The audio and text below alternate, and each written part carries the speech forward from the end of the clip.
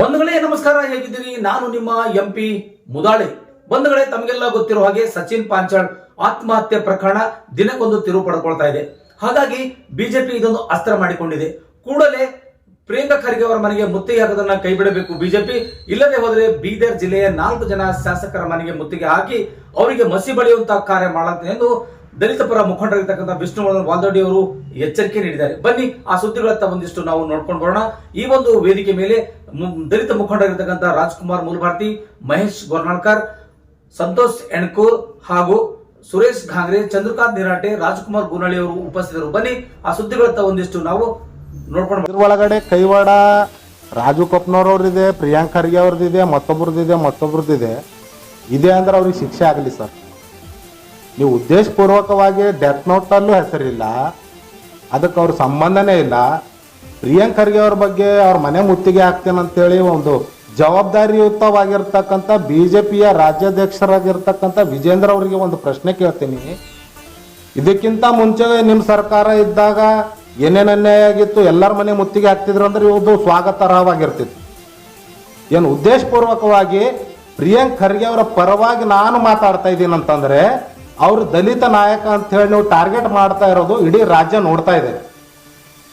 ಯಾಕಪ್ಪ ನೀವು ಇದಕ್ಕಿಂತ ಮುಂಚೆ ಆಗಿರ್ತಕ್ಕಂಥ ಮರ್ಡರ್ಗಳಲ್ಲಿ ನೀವು ಸ್ಟೇಟ್ಮೆಂಟ್ ಕೊಟ್ಟಿಲ್ಲ? ನಿಮ್ಮ ಸರ್ಕಾರ ಇದ್ದಾಗ ಯಾರ್ಯಾರ ವಿರುದ್ಧ ಯಾರ್ಯಾರ ಮನೆಗಳಿಗೆ ಮುತ್ತಿಗೆ ಹಾಕಿದ್ರಿ? ಇವತ್ತು ಪ್ರಿಯಾಂಕ್ ಖರ್ಗೆ ಅವ್ರಿಗೆ ಮಾತಾಡಿದಾಗ ನಾವು ಮಾತಾಡ್ತಾ ಇದೀವಿ ಅಂತಂದ್ರೆ ಮುಂಬರುವ ದಿನಗಳಲ್ಲಿ ಮುಖ್ಯಮಂತ್ರಿ ಆಗಿರ್ತಕ್ಕಂಥ ಎಬಿಲಿಟಿ ಪ್ರಿಯಾಂಕ್ ಖರ್ಗೆ ಒಬ್ಬರಿಗೆ ಇದೆ ಅಂತ ಹೇಳಿ ನಾನು ಘಂಟಾಘೋಷವಾಗಿ ಹೇಳ್ತೀನಿ. ಸಮುದಾಯ ಪರವಾಗಿ ಪ್ರತಿಯೊಂದು ಸಾರಿ ಬಾಬಾ ಸಾಹೇಬರ ಬಗ್ಗೆ ಮಾತಾಡ್ಲಿ, ಸಂವಿಧಾನ ಬಗ್ಗೆ ಮಾತಾಡ್ಲಿ, ದಲಿತರ ಬಗ್ಗೆ ಮಾತಾಡಿದಾಗ ಎಲ್ಲಕ್ಕಿಂತ ಮುಂಚೂಣಿಯಲ್ಲಿರೋದೇ ಕಾಂಗ್ರೆಸ್ ಪಕ್ಷದ ನಾಯಕರು, ಇವತ್ತು ಸಚಿವರಾಗಿ ಕೆಲಸ ಮಾಡ್ತಕ್ಕಂಥ ಪ್ರಿಯಾಂಕ್ ಖರ್ಗೆ ಅವರು. ಯಾಕೆ ಸರ್ ನಾನು ಇದಕ್ಕಿಂತ ಮುಂಚೆ ಪಂಚಾಯತ್ ರಾಜಲ್ಲಿ ದಲಿತರ ಮೇಲೆ ಅನ್ಯಾಯ ಆಗ್ತಾ ಇದೆ ಅಂತ ಹೇಳ್ಬಿಟ್ಟು ಪ್ರಿಯಾಂಕ್ ಖರ್ಗೆ ಅವ್ರ ವಿರುದ್ಧನೇ ಮಾತಾಡಿದ್ನಲ್ಲ, ಅವತ್ತು ಕೇಳಿಸ್ಕೊಂಡಿರ್ಲಿಲ್ವ ಯಾರು? ಇವತ್ತು ನಾವೇನ್ ಹೇಳ್ತಾ ಇದೀವಿ ಅಂತಂದ್ರೆ ನಮ್ಮದೇ ಜಿಲ್ಲೆಯಲ್ಲಿ 4 MLA-ಗಳಿದ್ದಾರೆ ಬಿಜೆಪಿಯಿಂದ. ಏನ್ ಬರೀ ಅವ್ರ ಸಮುದಾಯದವ್ರು ಓಟ್ ಹಾಕೊಂಡು MLA-ಗಳಾಗಿದ್ದಾರೆ ಅವರು? ಅದಕ್ಕೆ ನಮ್ಮವ್ರದ್ದೇನು ಕೊಡುಗೆ ಅಲ್ವಾ?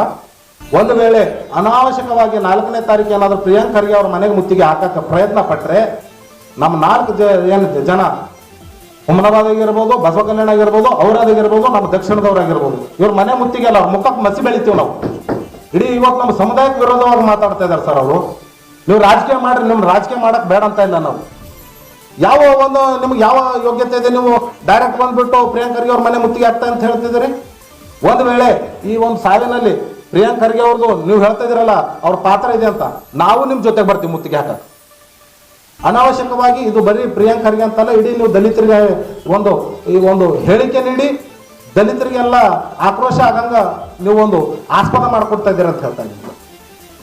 ಒಂದು ವೇಳೆ 4ನೇ ತಾರೀಕಿಗೆ ಅವ್ರು ಕೊಟ್ಟಿರೋ ಹೇಳಿಕೆಯನ್ನು ಹಿಂಬರ ಮಾಡಿಕೊಂಡು ಸತ್ಯಾಸತ್ಯತೆ ಏನು ಆಲ್ರೆಡಿ ಪರಿಶೀಲನೆ ನಡೀತಾ ಇದೆ, ಅದು ಮುಂದೆ ಮತ್ತೆ CBI ವರ್ಗಾವಣೆ ಮಾಡಂತ ಇದ್ದಿದ್ರೆ ಅದು ಸ್ವಾಗತಾರ್ಹ. ನಾವು ಬರ್ತೀವಿ ನಿಮ್ಮ ಜೊತೆಗೆ, ನ್ಯಾಯ ಸಿಗ್ಲಿ ಸಚಿನ್ ಅವ್ರದ್ದು ಪರಿವಾರಕ್ಕೆ ಅಂತ ಹೇಳಿ. ಅದು ಬಿಟ್ಬಿಟ್ಟು ಉದ್ದೇಶಪೂರ್ವಕವಾಗಿ ಪ್ರಿಯಾಂಕ್ ಖರ್ಗೆ ಅವರನ್ನ ಇದರಲ್ಲಿ ತಗೊಳ್ಳೋದು ಸರಿ ಇಲ್ಲ ಅಂತ ಹೇಳ್ತಾರೆ.